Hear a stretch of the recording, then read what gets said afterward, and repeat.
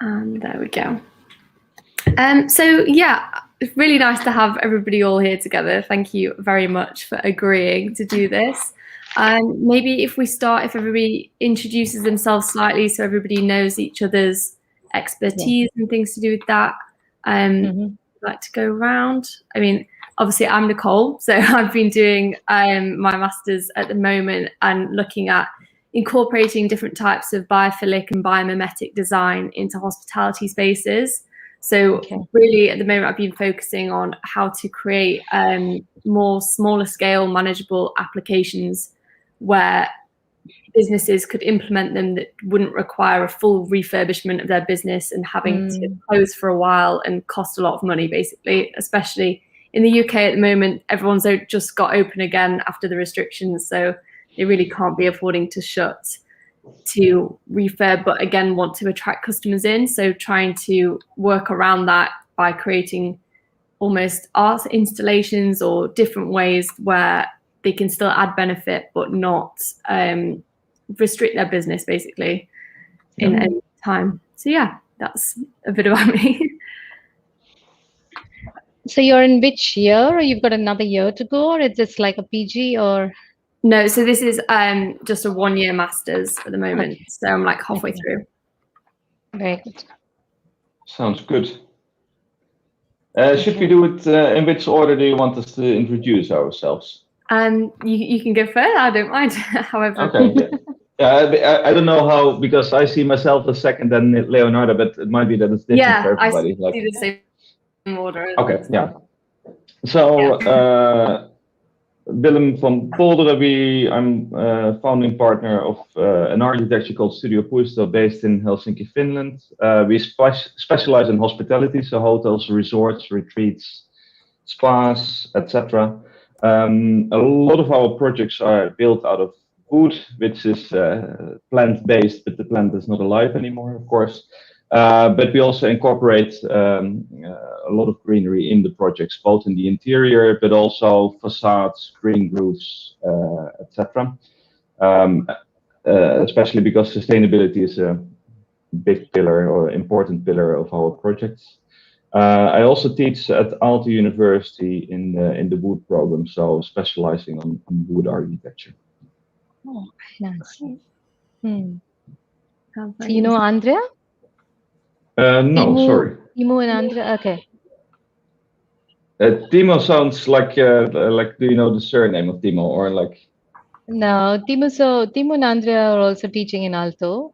Okay. So we were there for some time because my husband studied industrial design in Aalto, product and strategic design. So we were in Helsinki for some years ago as well. So yeah, that's why I just asked. Yeah, that's interesting. I mean, I think nature-wise itself, you'll have got really absolutely pure water, good nature. So I think it's really nice that you're able to extend it inside as well. Yeah, that's good. Yeah. So, Leonardo, you want to go? Leonardo? Yeah, I can go next. Thanks for having me here, actually. I'm Leonardo. I'm from Italy. That's the name.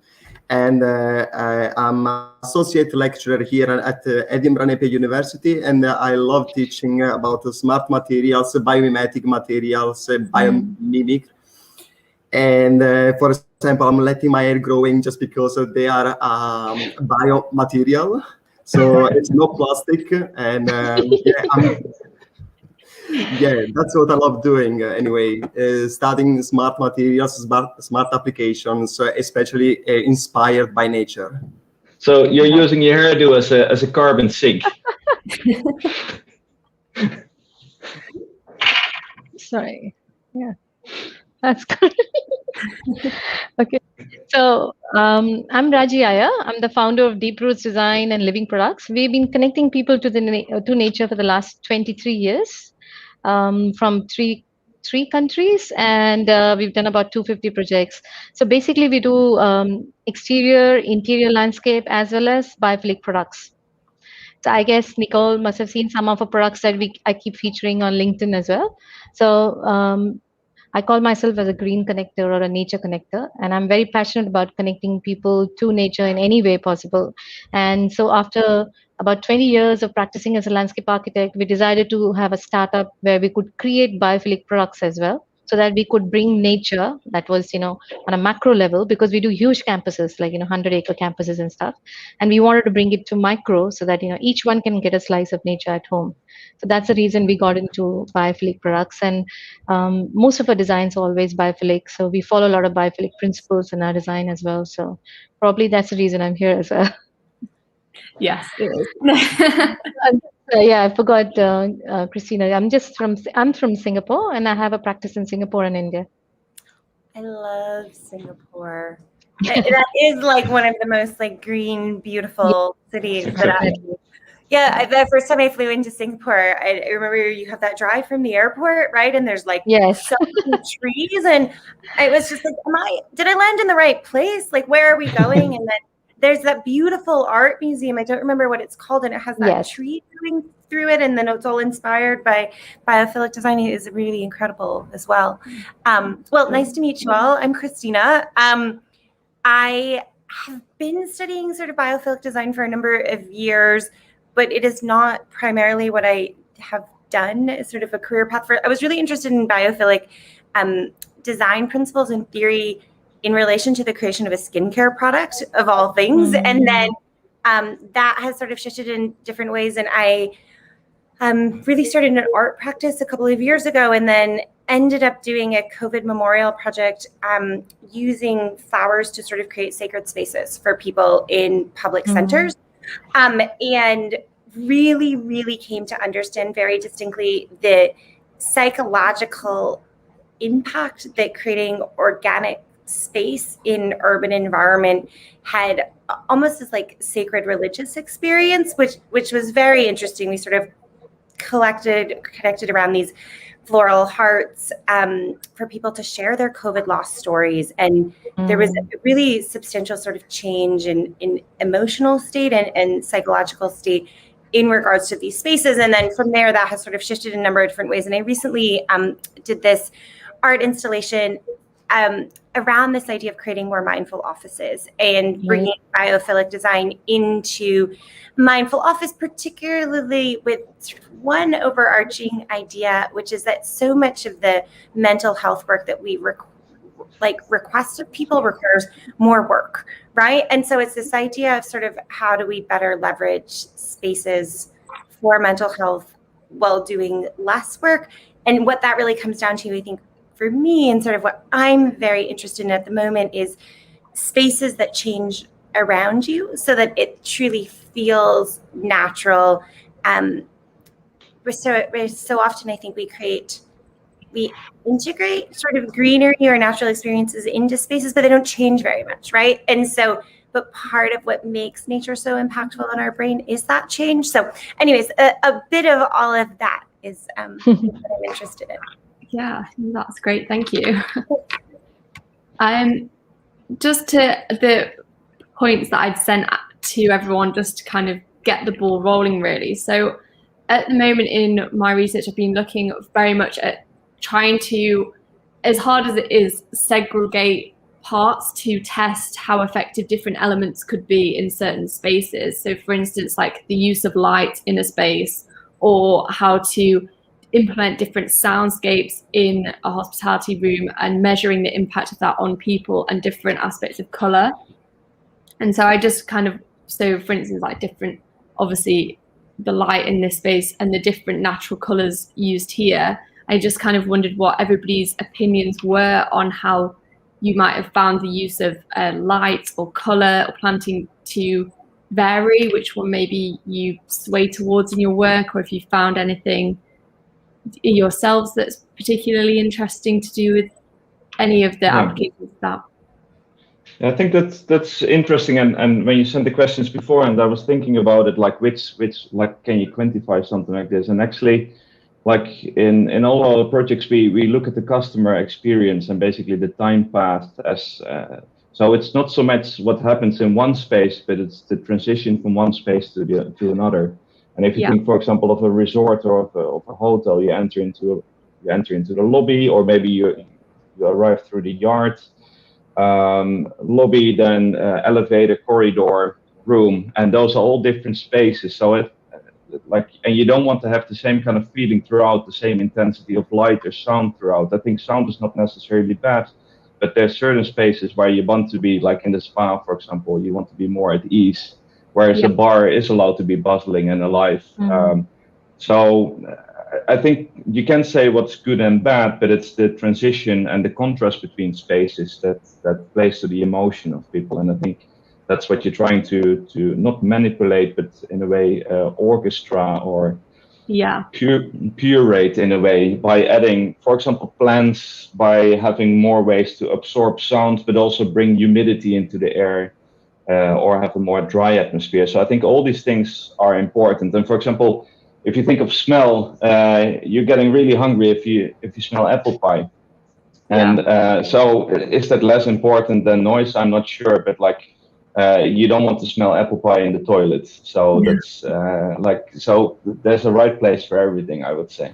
Yeah, it's all about the balance between them for the area. Yeah, definitely. Well, and the contrast. So I think like a really dark space is really nice if it's followed by a space that opens up and reveals the horizon that is placed afterwards. Like there's a much bigger impact if you create that contrast between dark and light, warm and cold, etc. And like for example, we designed the Arctic Trios Hotel where we on purpose like kind of did an exploded hotel.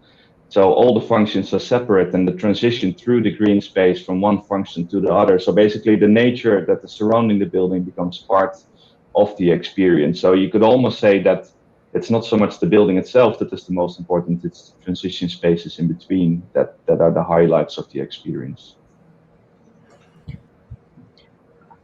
What I would add to the same thing is that depending on the space, of course, what you're designing for, like because you said it's mostly hospitality, if you're talking about a spa, you're talking about a restaurant, you're talking about a room itself, you would want to create spaces that leave some memories.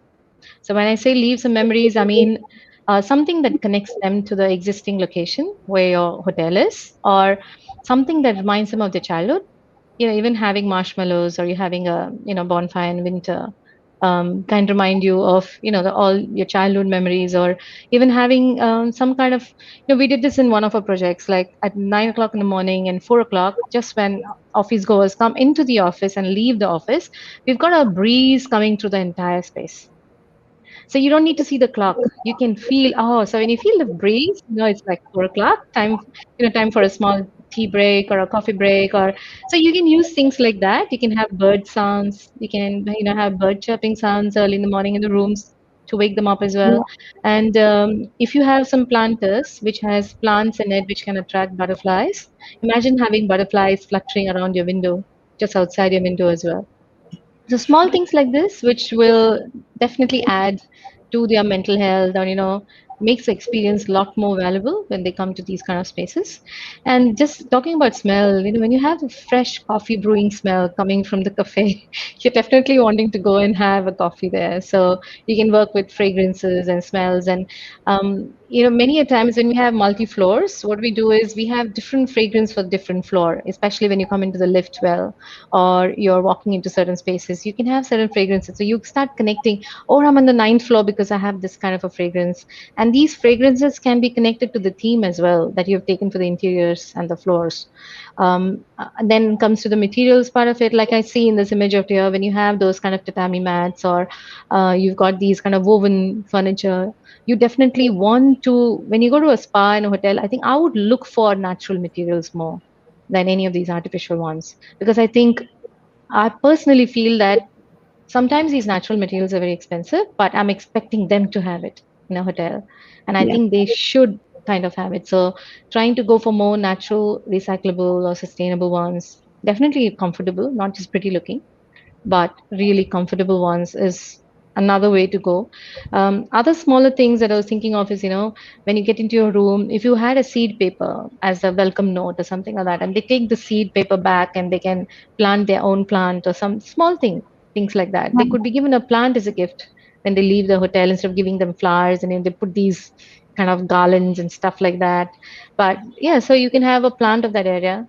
I remember getting the Williem pine, as a gift when I was in Australia in the office, and though it died in 30 days because it was really, really difficult to take care. But I was on a high when I got that thing as a gift because it's one of those exotic plants. So, giving somebody a gift as a plant, something that is very native or very exotic to that space, can definitely add to the memories. And I'm sure they're going to keep coming back to that Yeah, place. definitely. That's so interesting. So just to add two things to, I think, what people said, one thing about the plants that's very interesting is there was a really interesting research project done maybe around a decade ago now, that plants are the only gift, particularly flowers, the only gift that people receive, and the emotional response is like actually 100% pure joy. It doesn't matter if you are like allergic to flowers or you are afraid of taking care of a plant. The moment when someone actually gives one to you, you do feel this real moment of joy. And I think sort of, additionally to that, there's also a really interesting idea around what if you gave someone a seed or a plant or something like that, but rather than take it home, what if they were actually involved in sort of some act of co-creation of a piece in the hotel or in the property? So you are given this seed and then you are asked to plant it here, and then the promise is when you come back 6 months from now, or you come back from a year from now, you can check it. Maybe your name is tagged to it. I mean, of course, not for every hotel customer, but for high return customers or for people for whom a hotel really is like a home, there would be something so nice about, you never get to leave a mark on a hotel, right? But what if you were part of that creation process? I think thinking about things like that, so it's not which is a sort of a broader psychological framing around our engagement with nature, right? Which is like, is nature here for us, or like, are we part of nature, right? And so this idea that we could be part of the creation of the hotel in which we find ourselves is about showing people that you're part of an ecosystem, right? Like, this is better because you have come, but also when you come back, you get to see this sort of impact that your fingerprint left on a space. And I mean, I think it could work with repeat customers, it could work with children, but that goes back to sort of this other point that I think both Raji and Williem said, which is that you both talked a lot about movement, right? And I think this is a thing when we think about space, is there is the process of moving through the space, but then also like, how does that space move around you? And I actually think like movement of a space or movement in a space is the thing that makes something feel natural or not to me. Like a stayed space with lots of plants in it it feels like better than, but a place where there is movement in the structure around you, that's what makes something feel alive to me. Yeah, I think that's. Oh, sorry. Yeah. Can I please add something? Yeah, of course. Of course. I wanted to say just to start off that 90% of our time is spent within walls. And so it's just 2 hours out of 24 that we spend in nature. We are the first generation to experience that. So we are called the kind of the indoor generation. So every time we are placing something like nature inside a building, we are making very good things to us. Just because in the past, our grandparents were used to spend maybe 22 hours out of 24 in nature, whereas now we spend only 2 hours in nature. So bringing nature to a closed spaces, it's very good from many perspectives. And what I would say as well is regarding the bulbs and the light bulbs, for example, I don't know where this electricity or the energy to power them comes from, but the client, when it comes into a new space like hospitalities or a new hotel, for example, if he can walk, there are piezoelectric materials they can produce electricity to power the whole building, for example. So there are other things that are not being considered. For example, the sofa, the pillows, floor and all the furniture, I don't believe that they all came from nature. They are kind of synthetic, as I see. So they can bring some toxic fumes into the atmosphere. So that should be considered. And also the materials that are there, the life cycle of the materials, because for example, we sometimes try to put like bio-based material or biodegradable materials, but we don't consider where this material comes from. For example, if takes ages before getting to UK, for example, spends a lot of carbon dioxide into the atmosphere, and it's even worse than other materials, for example. I don't know if you get my point, but as a material engineer, what we say is that we have to consider many things before saying that it's all good for us. Yeah, like I agree. Perfectly. Yeah, I think to like Kristina said something like very important, and Raja as well. I think that it's about like hospitality it's telling a story in a way, or it's a book, and people travel to get new experiences, to be inspired. And a plant tells a story because it wasn't born today, but it was a seedling first, and then it grows up. And that goes both for of course a plant that is growing, but it's also for a wood-based or fiber-based or plant-based material that also tells the story, like the oak floor. Maybe it's a fake oak floor that we're looking at in the picture, but anyway, there's a story to that tree, and it makes you pay respect to the material as well. That it's outlived us, and it's older than us, and it will outlive us. And I think it makes you part of that story, and the imperfections in natural materials make them perfect in a way, because it makes you even more aware of time and time passing by, and they tend to age well. I mean, of course, there's organic materials and non-organic materials. Buildings are complicated machines, especially nowadays. We like it to be comfortable. There's humidity, so it's not that everything that is new and everything that is synthetic is necessarily bad, but as Leonardo said, we should make those decisions consciously. We should think of the embedded energy in all our decisions. And hospitality is, of course, not the cleanest of industries because of the traveling that is involved. Also, the interiors tend to last only 10 years, and then they have to switch out because trends have changed. And all these things we should kind of think through when designing a space or when making these decisions, that maybe if there's a lot of plants in the interior, maybe we don't need to update it every 10 years. And maybe the plant does grow and does bring a nice patina to the space that make it last 10, 15 years, or even as part of the circular economy or the circular construction of this space. So there's enormous amounts of decisions that come with these projects. Some of these decisions are maybe sometimes taken too lightly, and they do deserve more intent early on. I think like the lights and stuff, Oh, sorry. No, go ahead. I was just thinking, looking at the lights, I guess it should be LED, they should be warm. Typically, hospitality, they prefer to like these warm lights, which are not LED, and they're guzzlers, power guzzlers especially. So I guess to be able to get the ambience, it's a good combination of natural light and the right kind of light fixtures. The industry has developed a lot. You get really good quality warm light as well now in LED, and the people should start looking at those kind of fixtures and stuff as well, if they can recycle. And it, like Williem said, it's all about stories. So every element can have a story, and you can build a nice story around the whole thing. True.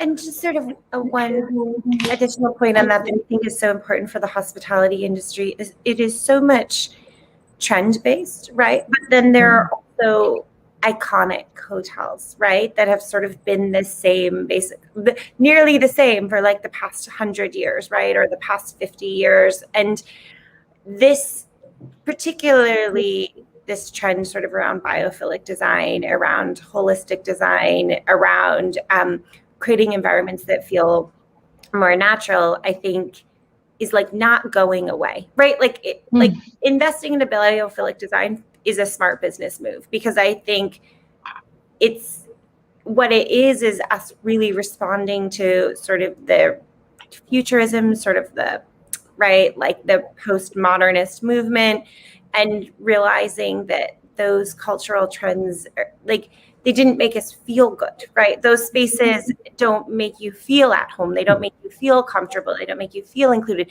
They can be very cool. They can be very destination, but they're also a fading trend, right? Whereas there are places, like I stayed at this beautiful, really small hotel in France a few years ago. It was like in a 17th century mill property. And like that still felt as good to me now as it did then, right? And so I think we have to think about this, like this trend isn't disappearing. So if you're a hotel and you are looking to make a substantial investment, you're starting over again, or you're doing a redesign, that thinking really almost like, how do you get so in front of this curve by bringing in all of the things that Leonardo discussed, which are like, you know, thinking about it from a materials perspective, thinking about where is the electricity coming from, where, like, what is your energy consumption? How do you make the smallest footprint of your property? It's not just great design. It's guaranteeing that you have business resilience for the next,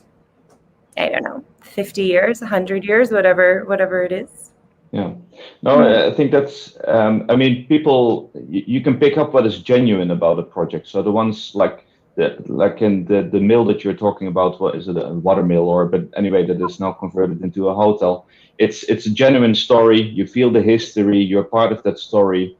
And I think that's a very important part of the project. Of course, not all have the luxury. There's airport hotels where of course the story is I need to stay somewhere for the night because my plane is delayed, and there will always be projects like that. But even there you could say that, okay, I'm stressed, I missed my flight, it's delayed, I haven't been sleeping for 48 hours, I was next to a sweaty dude in the plane, and also their plans can help and make you feel at ease. It's another type of well-being, and it might remind you of home, or it awakes an emotion, basically. And emotionless space is not a good space. But I think we have to quantify, or like separate all these things, because like a street, for example, it can be a comfortable street for walking, but of course we do need highways, we do need a high-speed train. So there's space for everything. But I think nature really, it's not about only moving from A to B, but it makes a place to stop, a place to wander. It creates, it makes us be creative. So these elements where nature has had an impact help us tell those stories. Yeah, definitely. I thought, Kristina, what you were saying about how the environment changes around the space, I wondered if you could give an example of how you created that in one of the projects that you were working on. Yeah, I did this mindful office space recently, and we did like a weekly edit of the space. Okay. Right? So that like every week we like took away a couple of plants, we added different ones. And I think operationalizing that at scale is sort of like a monumental challenge. But I think this idea of sort of like, how do we create more dynamic feeling in our spaces is, you know, you see it in it, right? Like florists have been doing this forever, of creating sort of like different floral centerpieces in a space every couple of weeks. There's so many concerns about the floral industry, et cetera, et cetera. But I mean, that is a way to sort of visually and dynamically change a space. But I think if you have a garden, right, which Raji, I'm sure, really knows this from her landscape architecture background, is like, right, plants come up, they bloom, and then they, you know, the bloom recedes, possibly if it's like a bulb, right, like it goes through a life cycle. And when we have physical spaces, sort of the only life cycle that they generally go through is like being really beautiful after they have just been finished, and then like fading, and they have to replace them entirely, right? Yeah. And so I think there is this question and sort of this, I mean, interesting opportunity if this is a design approach you take to a physical space, is that you are actually creating something that is constantly in a process of evolution, right? And in that way mimics the natural world. If you think about your hotel lobby like a garden, it would make sense that occasionally you are taking out a sofa and you are putting in a seasonally different one. Perhaps you are, manipulating a green wall. And as someone who previously to COVID was a very intense traveler and was sort of on a plane and at hotels every week, every other week, I would come to places that felt like second homes that never changed, right? And so I can also see as a traveler that benefit of, it's like surprise, and I think William said it, wonder, right? And how do we, like, if you are someone who loves nature, I don't know.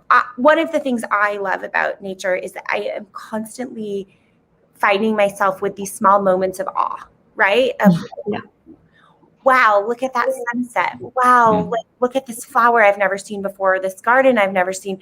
We almost never have that in our lived spaces, right? It is very rare to walk into a place you go into every day and then have a sensation of awe because it's static, right? It's like ads. People become ad blind because the ads are always in the same place at the same time. We don't see them at all. And so I think from like a tactical perspective, just like Raji's idea of having like wind blow through a space like twice a day, to me was just like a light bulb moment in my head of just like, I would feel a sense of awe and wonder at that every single day because it is disruptive, but it's so gently disruptive, right? In the same way that I think nature is gently disruptive. So for us, for that one example, it was about sort of changing the environment with small actions, but I think in a much larger way, it's about thinking about your environment as something that is never finished, but is a constantly an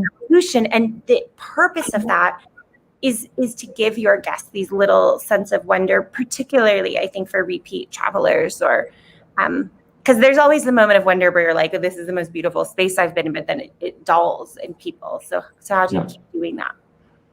I have another. Sorry. Go on. Okay, go ahead. So the other idea that I had in mind, and I've been asking my clients, is that you can have alarm clocks which connect to the circadian lighting, or you can do some kind of a lighting. So when you wake up at 6, the room feels as if it's 6 o'clock outside or 7 o'clock outside. So you have the same kind of daylight, or the light being created in the room as you would be 7 o'clock outside in your place. So these are like those bio clocks. So you wake up on a bio clock, you're able to then, change the atmosphere in the room, and instantly your mind realizes, oh, it's 7. Because I'm used to that 7 o'clock in the morning when I'm out. So even if I'm in a hotel, if I can wake up with that, the room, the light just should change with the clock waking you up, maybe with some bird sounds and stuff. So that itself will give you a very nice experience and a good start to the day, actually. And of course, if you think of the hospitality and all the buildings that are already there, a lot of it is refurbishment. So then we have to work with plans on the inside because basically the buildings are already there. But if you think of new builds, of course, we can really rethink what a hotel means and how to incorporate, in a way, erase the wall between inside and outside. And this means different things in different climates. Because of course in Finland it can be freaking cold in wintertime, so it's nice to be inside. But in other places maybe it's too hot, and it again means something else. It means creating shade. But I think so if you can influence with the shape of the building and really bring. I don't say that outside green is more real than inside green, but when there's birds in it, when indeed the leaves fall from a tree in autumn time, those are all really nice characters because it shows the season, it shows the environment around the building as well. So if you can bring the nature into the building or the building into nature, that's then you really have a nice tension. And then of course the next step is okay, the building is maybe already there, especially in downtown developments, then it's about bringing plants inside. But we can also use the building, like it's not only for well-being, it can also literally be to improve the building. Like think of something in a moderate climate. So we have overheating in summertime, we have we need heating in wintertime. And planting a tree in front of the window means that the leaves shade the building during summer, they shed the leaves during autumn, and actually the sun can be used to heat the inside space. And how nice is it in wintertime to sit behind glass and have the sun heat you up behind that window? And it maybe also allows us to drop, like in average, the inside temperature is 21 degrees, but allowing that fluctuation of temperature throughout the season. So having it a bit too hot in summer and a bit too cold in winter actually makes us more aware of where we at. So that the hotel in Singapore or UK or Finland, they're not all the same, but to kind of be aware that, okay, I'm in Finland in wintertime, it's a bit cold here. And in Singapore, that okay, humidity is high, and I get to witness that as well. So I think there's been a really long trend to get the hospitality like at the same level all around the world. It should be like no matter where you travel, every Best Western is the same. And I think we're moving away from that again. That's we want to experience the local flora and fauna, but also the local climate. And there could be buffer zones in a hotel where you, of course, it's annoying if your room is super hot and you can't sleep, or it's super cold and you can't sleep. But there's buffer zones that you could integrate into the hotel. For example, the lobby could be an in-between space between your room and the outside, and it allows some elements from the outside to come in.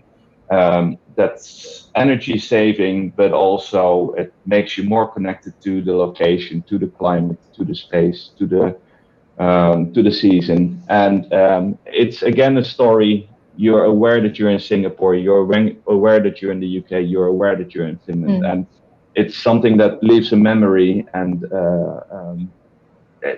of course, because of Instagram, it's all picture based nowadays, but I think like things like smell, like temperature, like local food and traditions, those are all things that are maybe not always caught on Instagram, but they do have a space in our memory.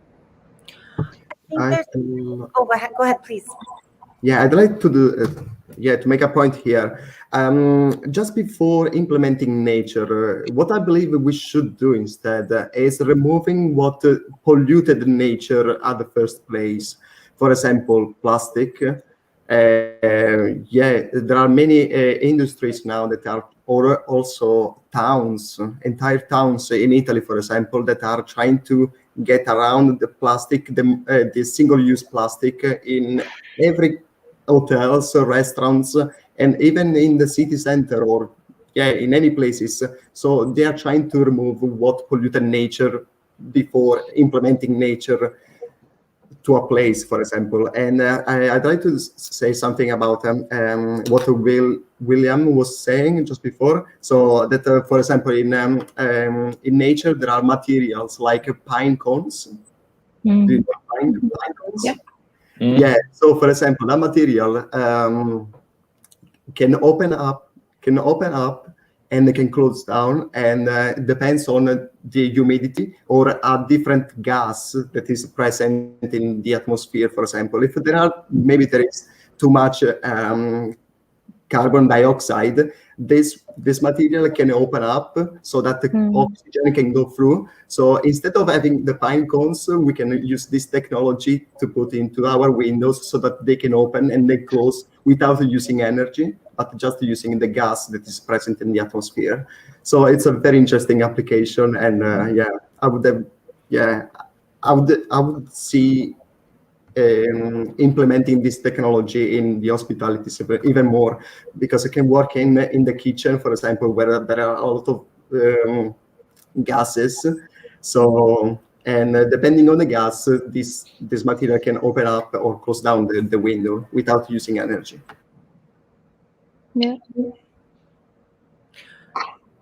I think you make such a great point around it from the hospitality perspective, right? It's thinking about sort of like both ends of your impact, right? Like the climate impact of building, like how that contributes to like long-term health and well-being of humans, as well as sort of that direct impact on actually like being someone who is going to a room and staying there and thinking, you know, if we brought in the hospitality industry to think that our remit is not only to make like a nice experience for humans, but to make sure that in making a nice experience for humans, we're not also sort of like destroying the long-term nice experience of being human, right? Like, I think that is such a good point for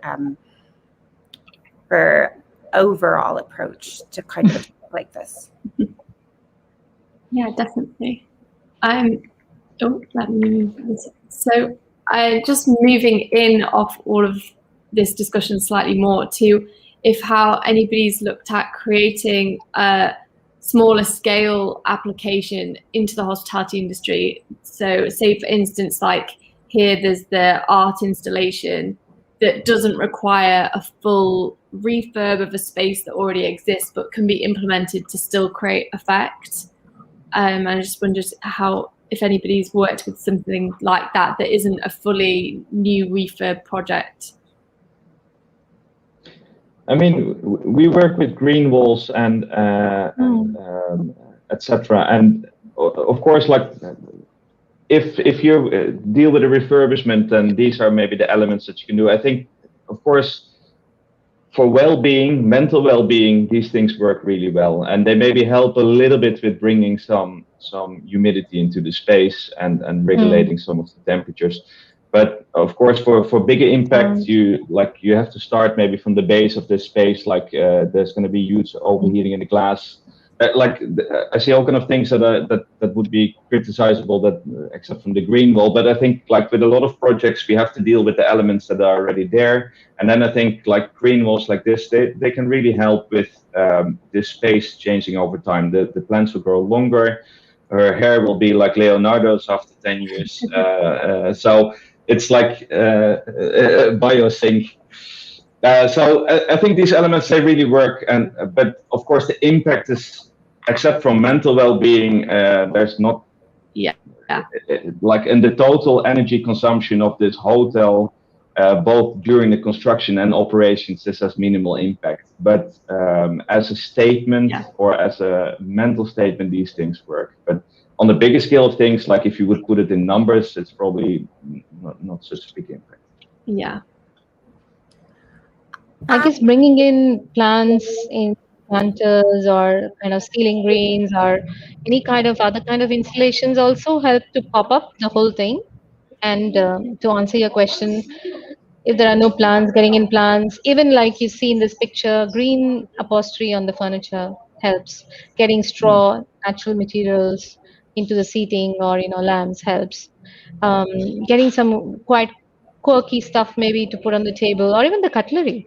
If your cutlery is made out of coconut, for all you know, which is recyclable, and you have coconut made bowls or cups or something absolutely unique, that's going to help again to upscale the whole experience as an addictive, basically. Still creating those like different points of interest, I guess, isn't it? Is like we must not forget in hospitality, your upholstery, your furniture, your cutlery, all that stuff makes a big impact on somebody as well, not just the space. It's the experience of what you're eating, the food. If you tell them, oh, you're growing the food yourself on the campus, it's completely organic, and small things like that. I mean, even you get these cupboards now where you can grow your own salad and stuff like that. So even if you integrate stuff like that into these spaces, they can see that that guy just opens it, takes the salad from there, brings it to the table. So when they see the source of the food as that's easy to do. You can add those things as an additive as well into the design. It's an old design. Yes, can I add here? Yeah, I really like this new idea that Raji was saying. But as an engineer, what we always say that is, even if it's a bio-based or biological, or we really have to look at where this comes from, because if it comes from an industry that to make this material spends thousands of liters of water, polluting the seas and things like that, but then produces something that is biodegradable. The client is very happy to use this thing, but it doesn't consider what where this material comes from. So we always should do a life cycle assessment every time we're implementing something new.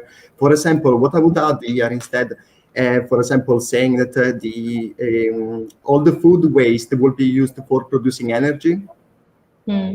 For example, I'm working on a project where the oranges, for example, the waste of oranges contributed to recreate new lithium-ion batteries, the one that are will be in many places right now. Actually, it's just because so you use a waste to produce something good. So that's something that the client will be even happier to come to your hotel, because everything that you do will be spent on something else positive at the end. I think there's like 3 parts to it. So basically, there's the initial embedded energy into the product itself, and that can be measured. That's into the building, that's into all the materials, etc., that is used. But then there's also the energy that is used during operation. So, and the impact of operations in hospitality are quite high. So the longer the building is open, basically, the higher the impact relative gets to the initial construction.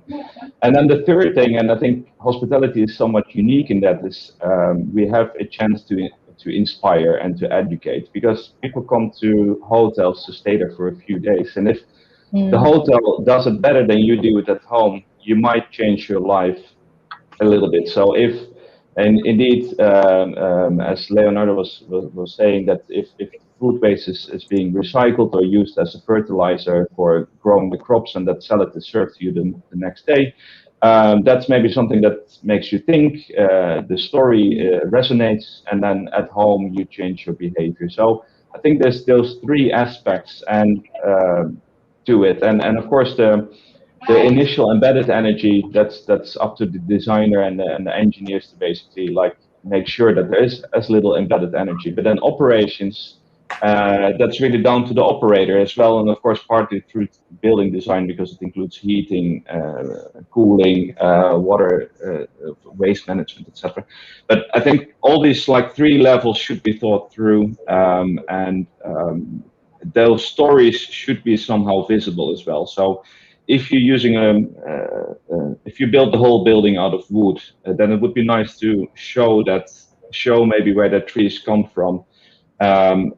Leonardo was talking about transportation. Of course, on the lifespan of a building, the transportation is not a very big impact, but on the cutlery, the transportation actually has a big impact, because you toss it away at the end of the day if it's disposable. But maybe telling where that wood comes from, the community where that was maybe chopped, or the forest where that was grown, it makes us much more aware, and also as a guest or as a traveler, like it makes you aware and better your life, hopefully, after a trip. So memorable as a great experience, but also memorable as a positive impact on somebody's life. I have something strange to add to that, which is I was involved in this project where we were thinking about habitats for space travel, for living on the moon, and then for long duration space flight.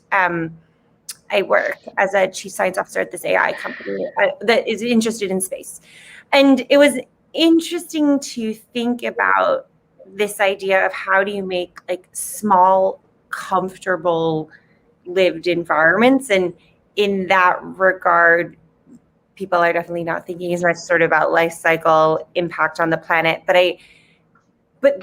We've touched on like lots of things in this sort of like last little bit that have made me think about this project, because it is like small space living, right? Where you can't rely on plants, right? Like plants can't be a shortcut for making it be sort of biophilic or more natural. And so you have to start to think about other things, right? Like algae can survive sort of that experience of going into space, can be contained, can be lit in specific ways to make it become like a natural organism in a space that isn't naturally a plant. But then also, do you sync your space with sort of diurnal earth time and make light kind of go along a time zone, which time zone do you choose, right? Sort of those weird questions. But then also so much of it is sound and movement and scent. And I think when I look at a space like either of these spaces in front of us, we are really relying a lot on color and plants, right? And so this space on the right might actually like have that like musty, peaty, good smell of like being outside. And it might have that sort of air movement that make it could do something like mimic the air outside, or like the temperature could be reflective of being outside, so that in that way it feels so much more incorporated. And I think one of the challenges you have specifically in that, like that food and bev area of hospitality, is like health regulations around what you can do as well, right? Like you can't put butterflies in there, maybe probably just like country dependent on health regs, but like thinking about all of those other senses, I happen to be someone who generally kind of dislikes green walls because I think they have a strange smell, and I don't think they often have like the real impact we want them to, because I think the actual plants you can often put in a green wall are sort of like boring, less exciting plants. They don't have a lot of color often, like and a lot of different green walls. And so, but could you do something like create some sort of like visual, like just thinking of the space on the right, like instead of having this art green wall there, could you have like a really cool like visual projection of a space outside, or is it like a video feed of a space, and it sort of, so you are having like a window kind of into a different world, and the scent of the space and the sound of the space mimics what that world is, but maybe it changes throughout the day. So and in like reference to the food, right? And so maybe in the morning, if it's, I have no idea what it's serving. If it's serving some sort of like Singaporean like local delicacy that is taken from a specific place, like you could have that like true connection and continuity, but also like shift of the place that makes you feel that much more rooted in it without sort of shortcutting the solution to just be greenery.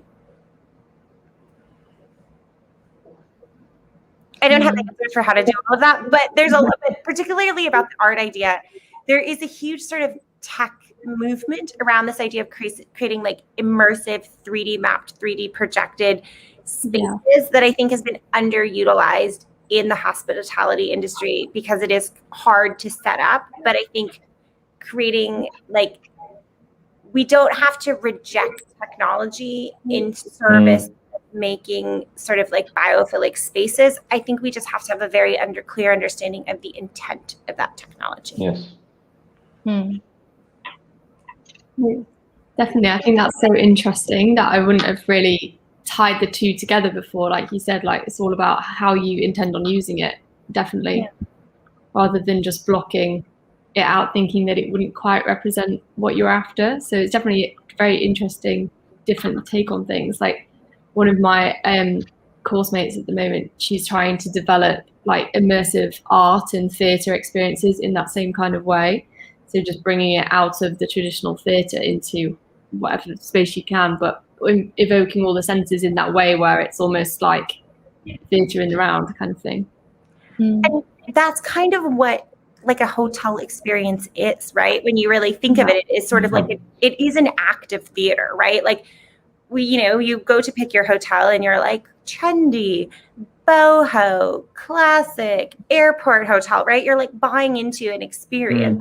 And then when you go there, you want it to feed back to you what you think you have purchased, which is like, it's like why when you go to the spa, there's like calming classical music and things are white and you're given like certain quality, like plush robes, is like, it's a theater of the spa. To get a massage, you don't have to be in that environment, right? But you're sort of paying for that. And so I think that it is sort of an active theatricality, or it is an act of art. Well, yeah, it's a concentrated experience, I think, because a theater, it might, like, of course, sometimes hospitality is a theater, so it's not trying to be something that it is not, but basically you don't have time to see the whole of New York, but in your hotel you get all the neighborhoods come to that hotel. Basically, you get kind of a good taste in one night. You felt that I've seen something of the city, but that's also, I think, being genuine. What that means, like that sometimes it's like glued on top of it, and that's also with green. Like, of course, you can add it later, but to be profound when you use it, to use it for not only like here on the right side, it's quite visual at the moment. Of course, it's a great art piece, and I think it's fun. People smile. You, like, it's good, but to use it like in a really profound way, I think is very important. I'd like to add something here as well. Another smart way to introduce nature to me would be like using, for example, or carrying with you the reusable containers when you go to a restaurant. So in this case, you're not polluting the environment just because you're using something that it can be reusable. And you will have also cheaper bills at the end. So I believe it's a smart way to do that.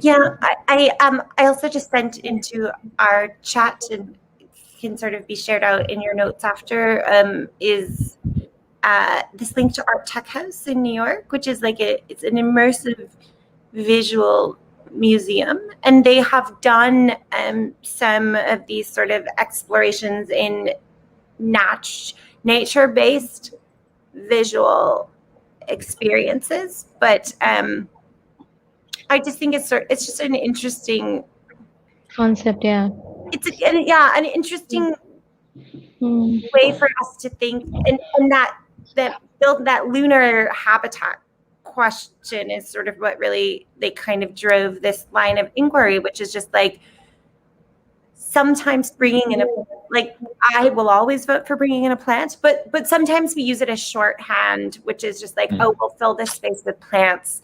And but plants also sort of require a lot of caretaking. Yeah, and there are a lot of questions, and I think there's like you would have to really run like long-term cost analysis on like, is it actually better for the environment to create like a dynamic, like virtual sort of a dynamic digital experience, and could it replicate the emotional feelings of something like a planted space, right? But like, which has a longer term cost and benefit, and I think there's sort of just like a million questions to it. But I think as we are asking this question, it's important to also sometimes challenge our perceived notions about what is the right way to do this, and so I don't know. It kind of just throws new ideas in there. Yeah. No, definitely, I agree. It's a very interesting like spin on things. I'm just trying to click on some bits. I'm just thinking about in general how people measure a connection to nature. And I read you done when you were talking about connecting to nature itself. Oh, sorry, go this way.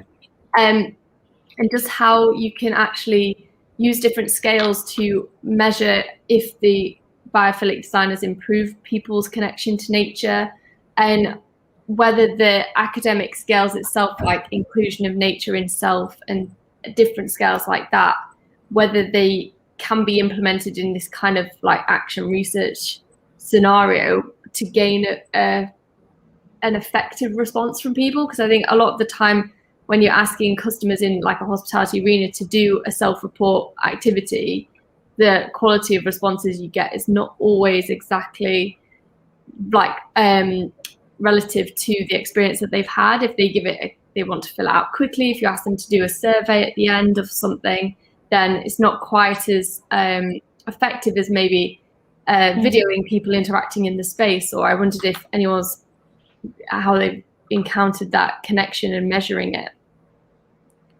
I don't know if you've read any of the research around, have you ever been in an airport bathroom and there's like the red, yellow, green, like smiley Oh, face? yeah, when they have them little smiley face things. Yeah, so that is actually extremely effective survey gathering mechanism about the like overall quality of the bathroom, right? And if you dive into any of that like research shared by that company or sort of research on that mechanism of survey taking, you can actually start to pull a lot of interesting data trends, right? Like how many of these are negative at a certain time of the day, and then do you correlate it with something like how many, right? Like one example is there was this like gas station that was getting really bad reviews, and they thought it was because the bathroom wasn't clean. Anyways, but they ended up realizing it was because this person that they staffed during those hours was so inhospitable that customers just had like a terrible experience at the gas station, right? And they were like, I don't want to go back there. And they realized it wasn't a cleanliness issue, it was a staffing issue, right? And so I don't have a survey mechanism for a space like this, but I do think it could be very simple as something like you could ask a really clear question and then use something like that with people coming and leaving, because I think people are very accustomed to that survey mechanism. And now that I know how effective it is, I actually do it all the time. Like I like constantly like hit that button wherever I see it. And so I think it's becoming like a normative part of behavior. And it like feels a little bit hokey when I think you see it, but I think it's actually extremely effective. So I do think you could apply something like this to like, but I think it would have to be like an end state question, right? Like, did being in this environment make you feel better? Question, right? Like it's a broad question that people can sort of just be like, yes, no, no. And then on top of that, you have to do research that I think the idea of doing video research is like probably the best response that you will get, because as a traveler, I like don't want to answer your survey. Yeah, exactly. About the design. So just a few thoughts. No, definitely. Oh, sorry. Go on. And one thing that you could also do, we do that like with hotels, that we have model rooms. So basically, we build some of the rooms quicker than the others, or if it's a resort, we build some of the buildings quicker than others to gather feedback. But that's also, you can prototype, of course, in a restaurant or in a room and see what people are naturally, because it's also the question steers the answer. So what are you asking is really hard, whereas this is actually unconscious behavior typically. So if you have two environments next to each other, like in restaurants, you can really see what are the first seats that people pick. And that's typically the more natural environment that they walk to. So you could set up two different environments and try it out. And people want to be protected. They don't want to be in the open. They want to be able to observe. So there's kind of all kind of behavior that we have, which are maybe partly instincts from when we were still hunters and gatherers. So you want to, I don't know, protect and observe, but those kind of instincts are still there. And then there's, I think, also like, because of course we have customer feedback after we've designed the model room, like what works and not. And for example, a wooden floor that is not lacquered, but is actually like oil treated or with a wax treat, feels very nice under your feet. So if you step with your bare feet out of bed in the morning and you walk to the bathroom, those are actually things that people pick up and mention. So which sounds very specific, but whereas stepping on a nasty carpet, there's not too many people will find that attractive in a hotel room, that I find the carpet under my bare feet really nice. Whereas like a material like sisal or wood, it feels warmer, it gives a different texture, different tone. And it's surprising that people do pick up these kind of comments and feedback. I don't know if it's measurable or, of course, it's intuitive, but that is feedback that you can work with and base your decisions on. Yeah, thank you. So it's like, you go to a restaurant, you have a choice. You can choose whether you want to sit in the garden space or, outdoors, or you want to sit in an aircon. Typically in Singapore, many people like to sit outside. Very few of them take the aircon option. So I guess when you have these kind of spaces, or you can survey certain restaurants like that, which have an outdoor, indoor, and then you can come up why people like certain spaces and come up with some kind of a statistics. as well. Yeah, definitely. And going off all like the smiley face idea as well, I was considering a kind of like a token system. So almost where it's like in like a supermarket when you're leaving, and it's like different pots, so you can put the token in to say what charity they want to give the money to, almost doing that as a way of measuring what parts of the design they prefer. So then getting a kind of view of the whole room, saying, well, this one had more things by it than this, and you can see hopefully how maybe different elements have affected people's time. Like you say, kind of people appreciate the small details of the floor, so if they put their token there, then you realize that was really impactful on their experience, whereas maybe the plant in the corner they didn't really notice, or that kind of getting some kind of comparable data in that sense. I think it's interesting. If it's a resort and they're staying for a long time, you can make it as an activity. Like a treasure hunt where they come to know about the resort, and then very subtly you can ask them queries, and then you can get all the data out. Yeah, definitely. Yeah. That's nice. Thank you. Thank you. I think that is everything that I had to run through today. Unless anybody has anything else they'd like to add, or is it all good? Yeah, all good. Do share what happens, and how do you come up with the whole thing, and and best of luck for your masters. Thank you very much. If you need any help, do reach out to us. I mean, I'm saying on behalf of everybody. No, but definitely, I agree. Thank you very much, everyone. Really appreciate it. Bye, guys. So let's stay in touch. I've put my coordinates. Let's touch base on LinkedIn. Yes. Thank you. Bye-bye. Bye. Bye. Thanks. Bye. Bye. Thanks. Bye. How do I leave? Oh, yeah. Leave